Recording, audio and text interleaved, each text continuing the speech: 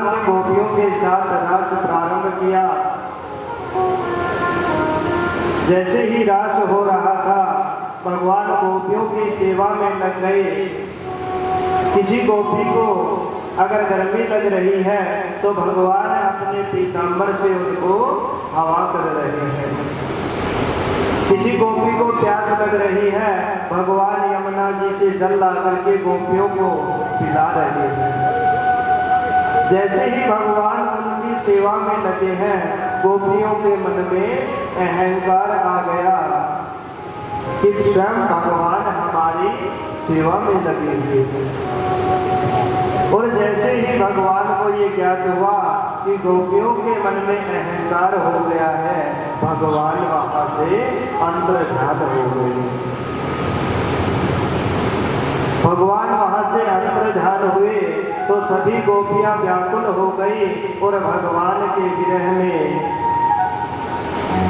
व्याकुल होती हुई और वो भगवान के विरह में एक गीत गाती है, एक पावन सा गीत।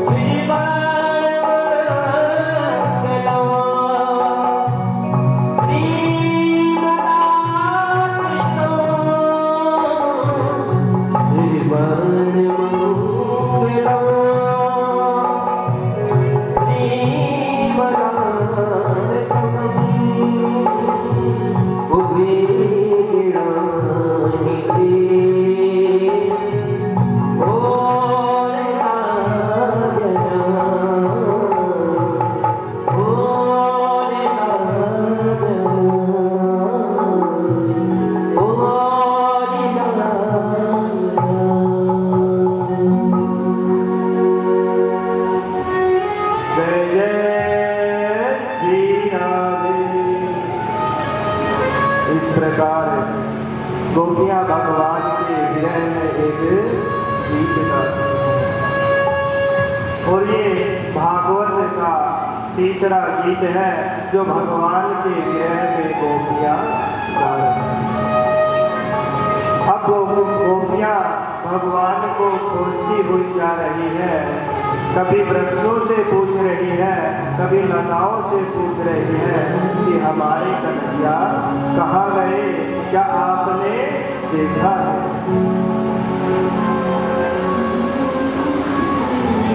सभी वृक्षों से लताओं से पूछ रही है, लेकिन भगवान का कुछ भी पता नहीं चल रहा है। अब यहाँ पर संतों का भाव है। संतों ने कहा है कि भगवान श्री राधे रानी को अपने साथ लेकर गए हैं। जैसे ही भगवान अंतर ध्यान हुए, अनेक जगह गोपियां खोज रही हैं और भगवान नहीं मिलते, तो उनको खोजती हुई आगे वन की तरफ जाती है और वहां जाकर देखती है कि कहीं पर भगवान के चरण चिन्ह हमें दिखाई दे जाए।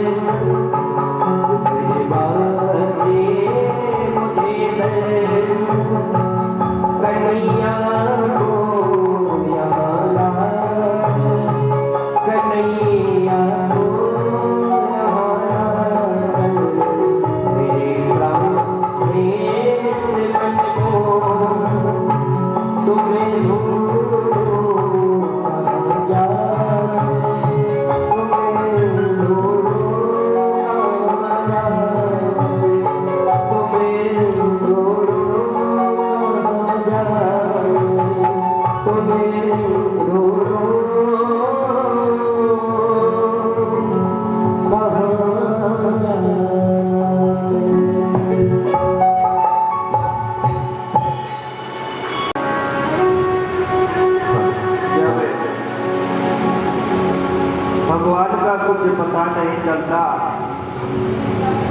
तो गोपियां भगवान ने जो जो लीलाएं की हैं वो सब लीलाएं करने लग गई कि क्या पता लीलाओं को देख करके भगवान हमारे पास वापस आ जाए। लेकिन भगवान फिर भी नहीं आते। और जब ये गोपियां भगवान के विरह में गीत गाती हैं तो उस गीत को सुन करके भगवान उनके पास वापस आ जाए। क्योंकि भगवान को पता है, भगवान को पता है कि गोपियों को अब अपनी भूल का प्रायश्चित हो चुका। इसलिए भगवान गोपियों के पास वापस आ जाए और वहां आकर के फिर से महाराज जो है उनको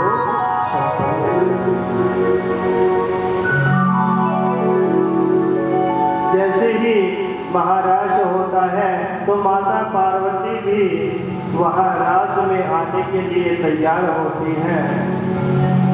तो वहां भोले बाबा माता पार्वती से पूछते हैं कि देवी तुम कहाँ जा रही हो, इतना सज धज करके तैयार होकर तुम कहाँ जा रही हो। माता पार्वती ने बताया कि मैं रास में जा रही हूँ। वहां पर कृष्ण भगवान लाडले कन्हैया लाल होंगे और गोपियां होंगी, मैं वहां पर रास में जा रही हूँ। तो भोले बाबा ने कहा कि मैं भी आपके साथ रास में चलूंगा।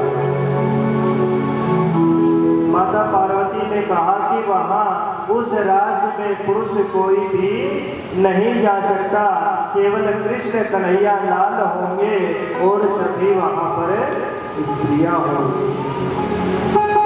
तब भोलेनाथ कहते हैं कि मुझे भी, मेरा भी आप श्रृंगार कर दीजिए, मुझे भी आप स्त्री बना दीजिए, मैं भी आपके साथ वहीं रास में चलूंगा।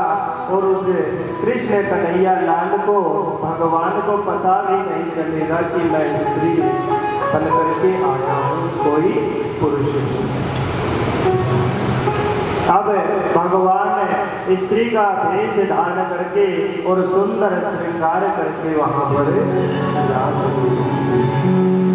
एक दिन वो भोले भंडारी बनकर ब्रज के नारे रास में आ गए हैं, रास में आ गए।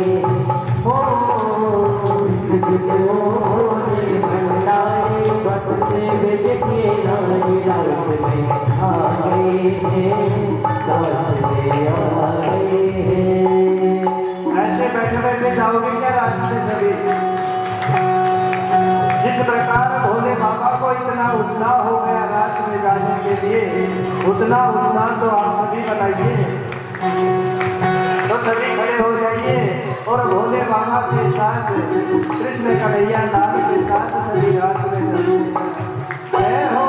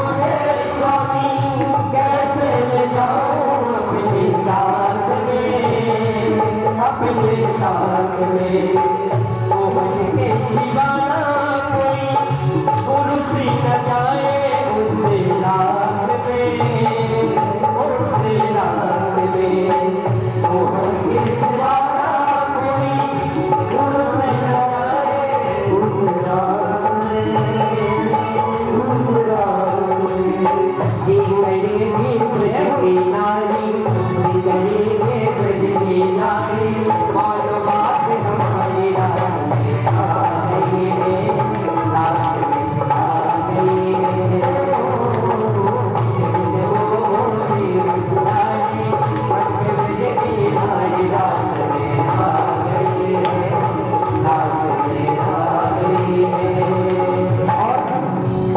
जैसे भोले बाबा पार्वती से कहते तो पार्वती मैया खूब रोका कि भोले बाबा मान जाओ, लेकिन भोले बाबा नहीं माने। तब पार्वती मैया कहती है, अपनी पार्वती मैया ने चुनरी दी भोले बाबा, और मैया कहती है ए लहरी लाल चुनरिया माथे पे डाल के, ए लहरी लाल चुनरिया माथे पे डाल के, भोला बन जाओ भोले गोला लगे, भोला बन जाओ भोले भोला बन जाओ भोले गोला लगे, भोला बन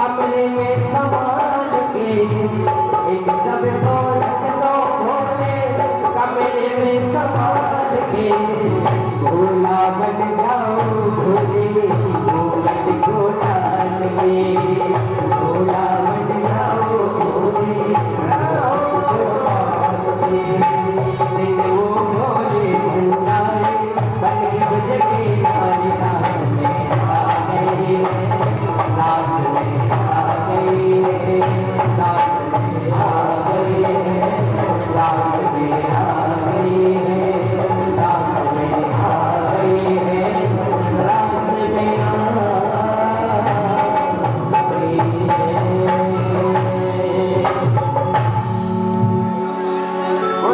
ठाकुर जी महाराष्ट्र में आ जाते हैं और वहाँ महाराष्ट्र में आकर के अपनी शुद्ध बुद्ध भूल जाते हैं और ऐसा नृत्य करते हैं कि भगवान भी उनको देख करके मुस्कुरा रहे हैं, क्योंकि भगवान को तो पता ही है कि कौन यहाँ पर किस रूप में आ रहा है। भगवान ने ऐसी बंसी बजाई कि भोलेनाथ अपनी शुद्ध बुद्ध भूल गए और भगवान बंसी बजाते हुए मुस्कुरा रहे हैं।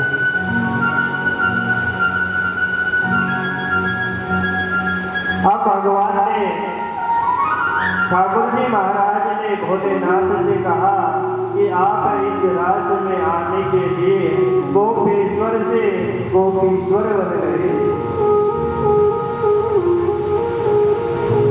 योगेश्वर से योगीश्वर बन गए, इसलिए आज से तुम्हारा यहाँ पर गोपेश्वर के नाम से तुम्हारा पूजन होगा।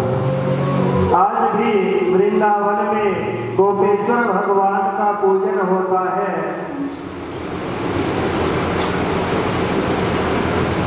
बोलिए गोपेश्वर भगवान की। गोपेश्वर भगवान का दिन के समय तो भोलेनाथ का स्वरूप और रात्रि में उनका गोपी रूप में श्रृंगार किया जाता है। उसके बाद आगे बलराम जी भी गोपियों के साथ रास करते हैं। भगवान श्री कृष्ण का रास करने का जो समय है वो अलग है, वो शरद पूर्णिमा का है और बलराम जी की अलग गोपियां हैं और उनका रास का समय अलग है। बलराम जी ज्येष्ठ अमावस्या को गोपियों के साथ रास करते हैं। ज्येष्ठ के महीने में बलराम जी गोपियों के साथ रास कर रहे हैं, तभी वहां पर एक शंखचूड़ नाम का दैत्य वहां पर आता है और गोपियों को परेशान करने लग जाता है। गोपियों को परेशान करने लगता है तो बलराम जी उस शंखचूड़ नामक दैत्य का उद्धार कर देते हैं। बोलिए बलराम जी महाराज की।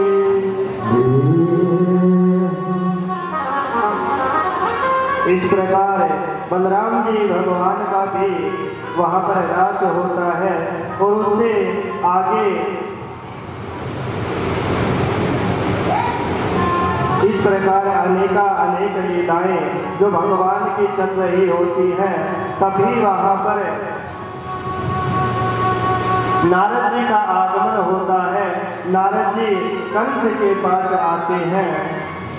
नारद जी विचार कर रहे हैं कि काफी समय व्यतीत हो गया, अब कंस का उद्धार का समय आ गया है।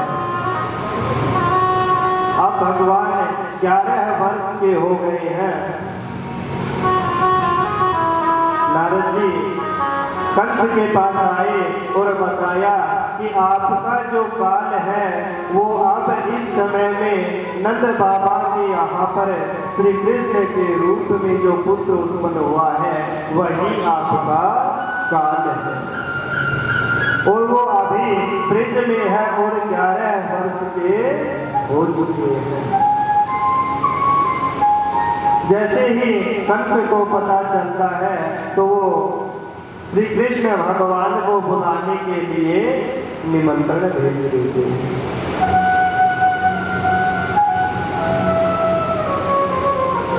उनको बुलाने के लिए निमंत्रण वहां पर भेजते हैं। तो भगवान का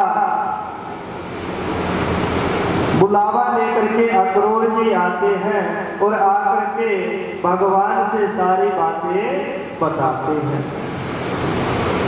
नंद बाबा ने सुना और सभी ग्वाल वालों से सभी से बताया कि हमारे जो कृष्ण कन्हैया है, हमारा लाला है, वो हमें छोड़ करके जाने वाला है।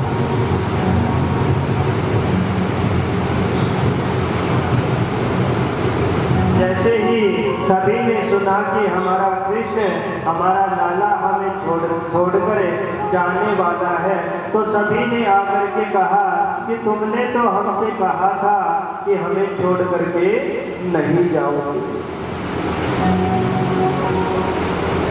भगवान ने बताया कि मेरा जो जन्म हुआ है वो दैत्यों का विनाश करने के लिए हुआ है और अभी तो मुझे वहां पर जाना पड़ेगा और मैं वहां केवल 2 दिन के लिए ही जाऊंगा। 2 दिन की ही बात है, फिर वहां से वापस आऊंगा। भगवान अगली सुबह अक्रूर जी के साथ वहाँ से जाने लगते हैं, तभी वहाँ पर श्री राधे रानी का आगमन होता है। और राधे रानी कहती हैं कि इनको जाने की बड़ी जल्दी लगी हुई है, जब इनको ही जाना है तो हम इनको किस प्रकार से रोक सकते हैं। देखिए वहाँ जाने की जल्दी में ये अपना मोर मुकुट धारण करके अपनी बंशी को लेकर के इस रथ पर चढ़ गए हैं। अरे सखियों, अरे अगर इनको यही हमें छोड़कर जाना चाहते हैं तो इनको जाने दो, हम भी कुछ नहीं कर सकते। इस प्रकार की बातें जब भगवान ने सुनी, उसी समय भगवान ने अपना मोर मुकुट उतारा और अपना मोर मुकुट राधे रानी को दिया और कहा कि जब मैं वहां से वापस ब्रज में आऊंगा तभी इस मोर मुकुट को धारण करूंगा। और उसके बाद कभी भी भगवान ने, जब तक मथुरा में रहे, भगवान ने कभी भी मुकुट धारण और कहा कि केवल 2 दिन की बात है और 2 दिन के बाद मैं अपना कार्य पूरा करके वहां से वापस आऊंगा।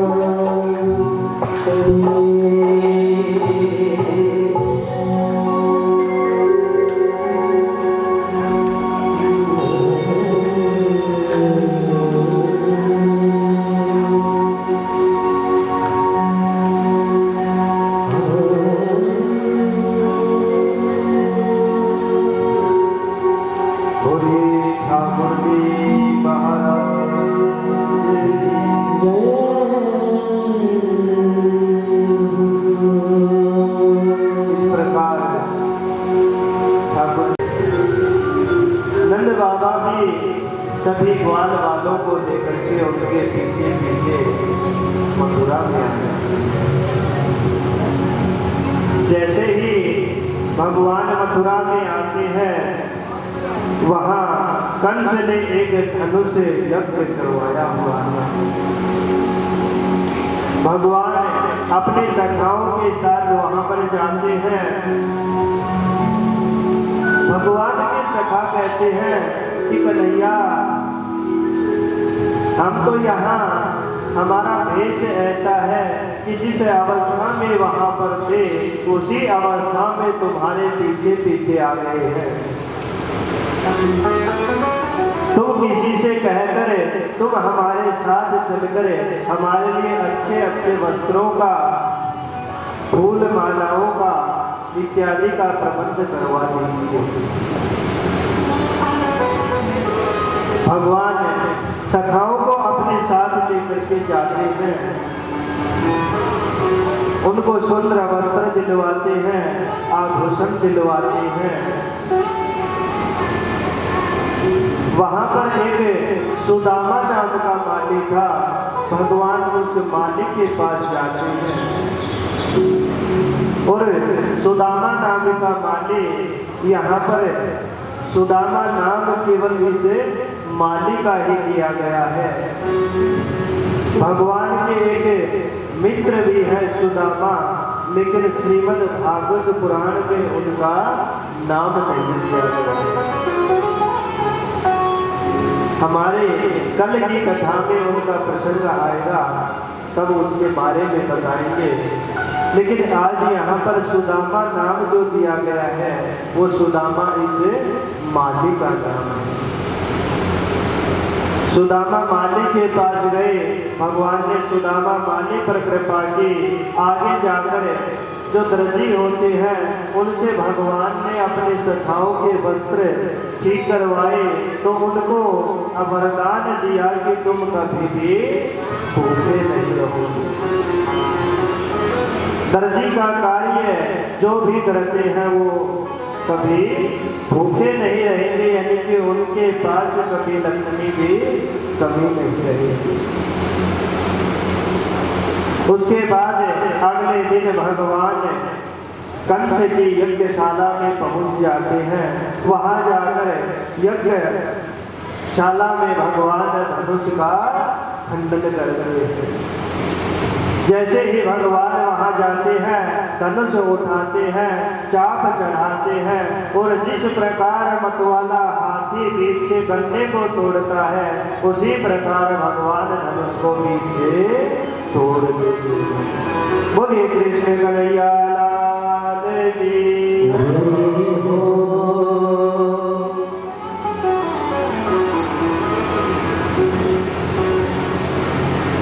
भगवान धनुष का खंडन करते हैं और अगले दिन भगवान पहुंच जाते हैं सीधे अपने मामा श्री से मिलने। कौन है भगवान के मामा? भगवान पहुंच जाते हैं अपने मामा श्री कंस से मिलने, उनका धन्यवाद करने जाते हैं कि उन्होंने हमारे लिए अनेक प्रकार के विमान भेजे थे। जब बच्चे का जन्म होता है तो उनके मामा अपने भांजे के लिए अनेकों प्रकार के तोहफे उनको देते हैं। अब भगवान कह रहे हैं कि मेरे मामा ने तो मुझे बड़े विचित्र विचित्र तोहफे दिए हैं। कभी पूतना को भेजा, कभी कर्णावर्त को भेजा, कभी सत्तासुर को भेजा। अनेकों प्रकार के मेरे लिए बड़े बड़े विचित्र विचित्र जहाज, बड़े विचित्र उपहार मेरे लिए भेजे। इसलिए भगवान उनसे मिलने के लिए जाते हैं। जैसे ही भगवान वहां जाते हैं तो कंस के पास एक हाथी था जिसका नाम था कुबलिया,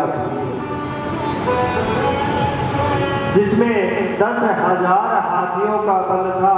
कंस ने पहली रात्रि में ही उसको मदिरा पान करवा करके, विष पान करवा करके इतना मतवाला बना दिया था कि उसका जो जोर है उसका कोई ठिकाना ही ना रहा, उसके बल का कोई ठिकाना ही ना रहा। और जैसे ही भगवान वहां पहुंचते हैं तो कंस उस मर्दवाने हाथी को भगवान के पीछे लगा देता है और भगवान उस कुबलिया भीड़ का भी उद्धार कर देते हैं। उसके बाद कंस के जो मल्ले पहलवान उसके वहां रखे हुए थे, चारों और मुष्टिक नाम के मल्लाह वहां पर आते हैं और वो भी भगवान के साथ युद्ध करते हैं। भगवान अपने दादा बलदाऊ के साथ मिलकर एक एक मुष्टिका का प्रहार दोनों पर करते हैं और दोनों का श्री राधे हो जाता है। इस प्रकार सभी का उद्धार करते हुए भगवान सीधे अपने मामा के सिंहासन के पास पहुंच जाते हैं। भगवान को अपने पास आया देख करके कंस भयभीत हो गया, थर थर कांपने लग गया। भगवान ने कहा कि अरे मामा, डरने की आवश्यकता नहीं है, मैं तो यहाँ पर आपका धन्यवाद करने आया हूँ कि आपने मेरा जन्मोत्सव इतने श्रद्धा भाव से मनाया, मेरे लिए इतने उपहार भेजे, उनका धन्यवाद देने के लिए मैं आया। ऐसा कह करके भगवान ने एक मुष्टिका का प्रहार कंस पर किया और कंस अपने सिंहासन से लुढ़कता हुआ नीचे फर्श पर आ गया और कंस का श्री राधे हो गया। बोले कृष्ण कन्हैया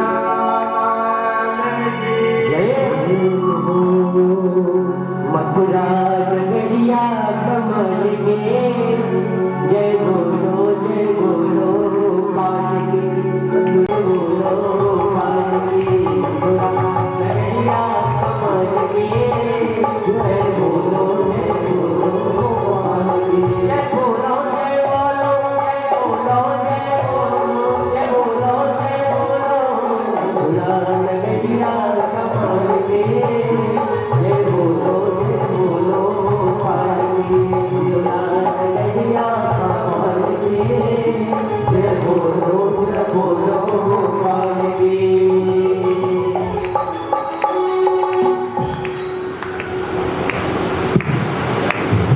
कंस का उद्धार करके भगवान जैसे ही कंस की पत्नियों को पता चला, अस्ति प्राप्ति च कंसस्य महिषो भरतस्तव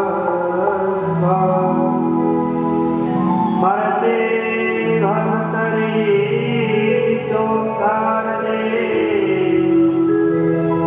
यदो स्वपितो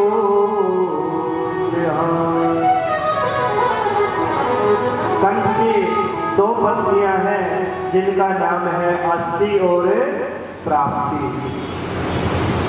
जैसे ही उनको पता चला कि हमारे पति इस धराधाम को छोड़कर जा चुके हैं, वो विलाप करती हुई वहां पर आती है।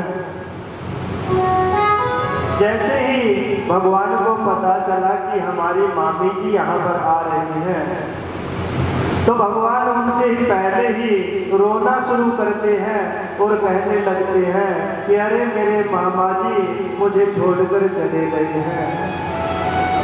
मेरे मामा जी मेरा इतना ख्याल रखते थे और वो आज वो भी मुझे छोड़कर चले गए हैं।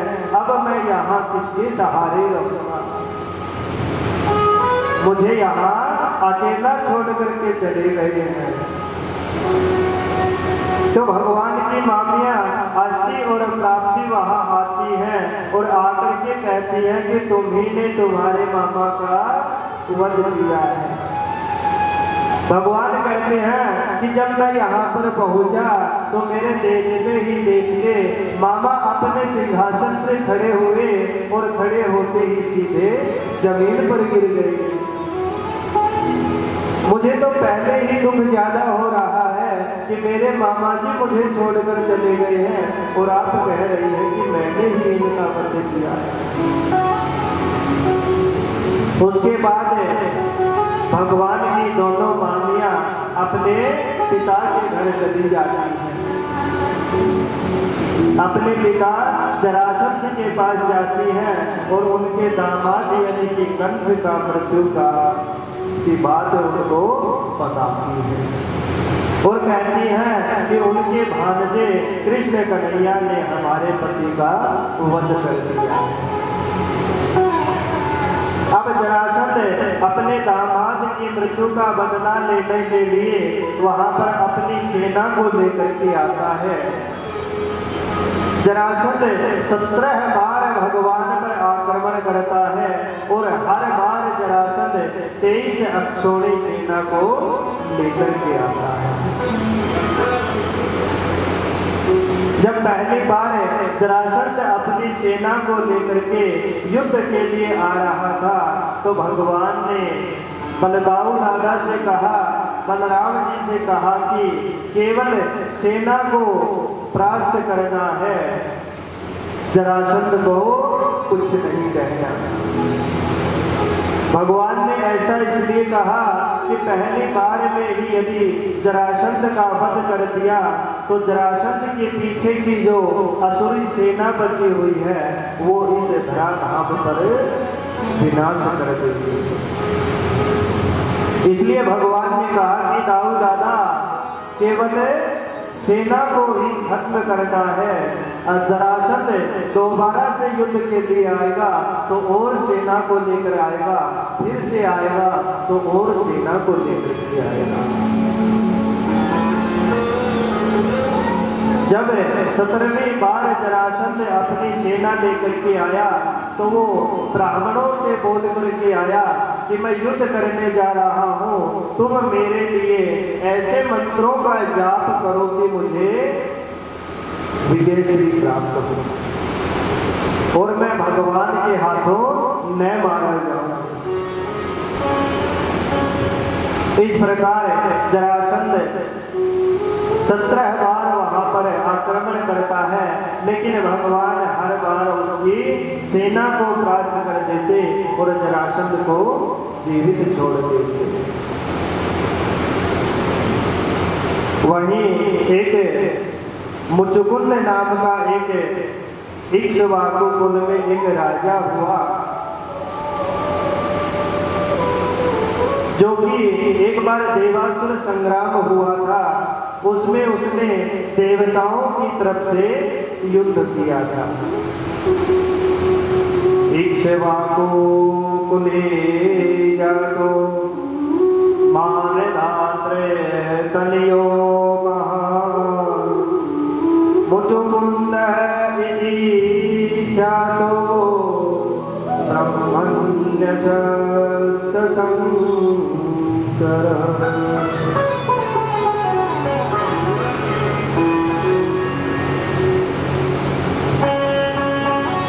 मुचुकुंद ने देवताओं की तरफ से युद्ध किया और देवता विजय प्राप्त हुई देवताओं को। तब देवताओं ने कहा कि तुम मांगो, क्या वरदान मांगना चाहती हो। तब मुचुकुंद ने कहा कि मैं काफी समय से सोया नहीं हूं, मुझे सोना है। तब देवताओं ने उनसे कहा, एक स्थान उनको बताया। उस स्थान का नाम था कि तुम वहां जाकर के 2.5 युग तक वहां पर शयन करना। और मुचुकुंद ने ये भी कहा था कि जो भी मुझे जगाएगा अर्ध निद्रा में वो मेरी दृष्टि पड़ते ही भस्म हो जाएगा, मेरी दृष्टि पड़ते ही भस्म हो जाएगा। एक काल यवन नाम का दैत्य था, वो भगवान को मारने के लिए भगवान के पीछे पीछे दौड़ रहा था। भगवान आगे भागते हुए जाते हैं और काल यवन उनके पीछे पीछे जाता है।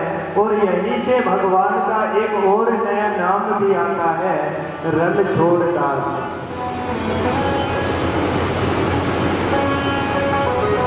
रण छोड़ दास नाम भगवान का पड़ता है। भगवान भागते हुए जा रहे हैं और भगवान ने जाकर के अपना जो पीताम्बर है वो आगे उसी गुफा में जाकर के और मुचुकुंद जहाँ पर सोया हुआ था उसके ऊपर डाल दिया और स्वयं उस गुफा में जाकर के छुप गए। जैसे ही वो काल यवन वहां पर भगवान के पीछे दौड़ता हुआ आया, उसने विचार किया कि भगवान यहीं पर सो रहे हैं। जैसे ही उन्होंने पीताम्बर उठाया, मुचुकुंद की निद्रा खुली और वहीं पर काल यवन मुचुकुंद की दृष्टि पड़ते ही भस्म हो गए। बोले कृष्ण कन्हैया लाल की।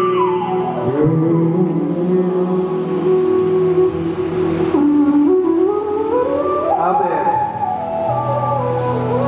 आगे राजा परीक्षित श्री सुखदेव भगवान से पूछते हैं कि गुरुदेव,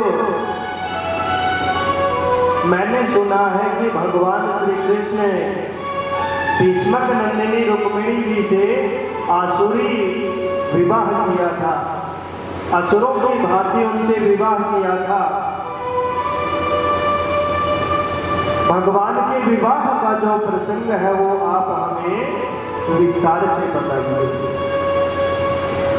तब श्री सुखदेव जी महाराज कहते हैं, राजा शीत भीष्म को नाम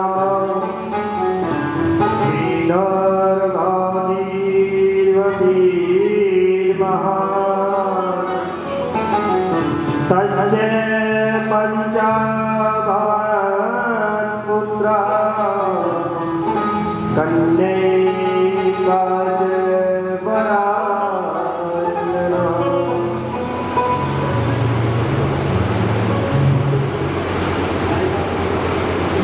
श्री सुखदेव जी महाराज राजा परीक्षित से बताते हैं कि एक भीष्मक नाम का राजा था,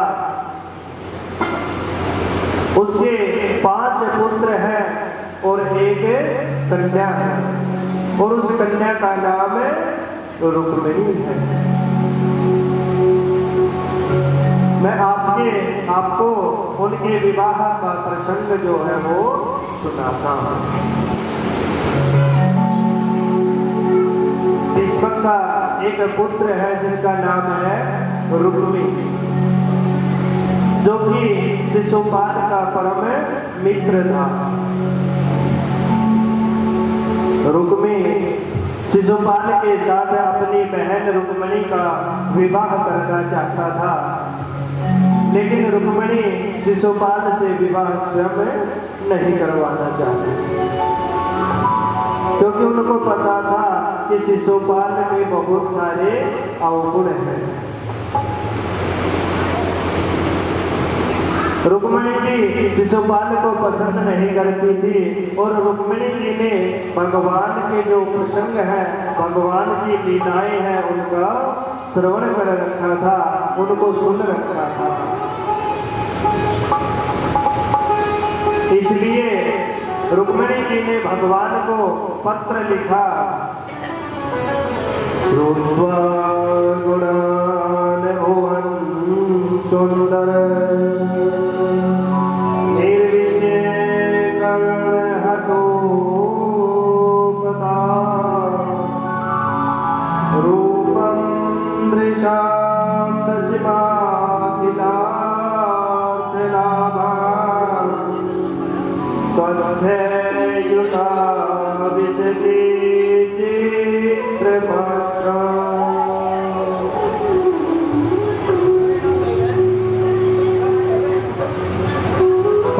श्लोकों में रुक्मिणी जी ने भगवान के लिए पत्र भेजा और उस पत्र में लिखा था कि मेरा भाई रुक्मी मेरा विवाह आपकी बुआ जी के लड़के शिशुपाल से करना चाहते हैं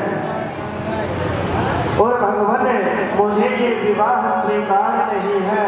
यदि आप मुझे जीवित देखना चाहते हैं तो आप मुझे आकर के यहाँ से हरण करके ले जाना। जैसे ही भगवान के पास वो पत्र पहुंचा, भगवान ने पत्र पढ़ा और जो ब्राह्मण देवता रुक्मिणी जी का पत्र लेकर वहां गए थे उनसे कहा कि आज रात्रि में आप यही विराम करो और कल सुबह हम सभी साथ में चलेंगे।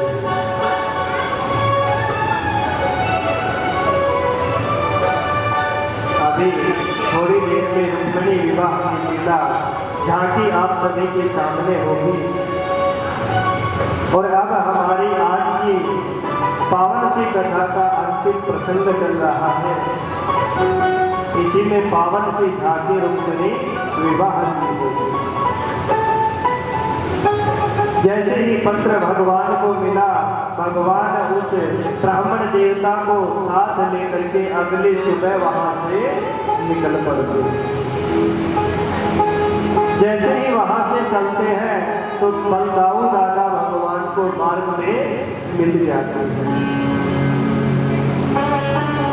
अब बलराम जी भगवान से पूछते हैं कि कन्हैया कहाँ जा रहे हो? तभी भगवान ने कहा कि भैया वहीं जा रहा,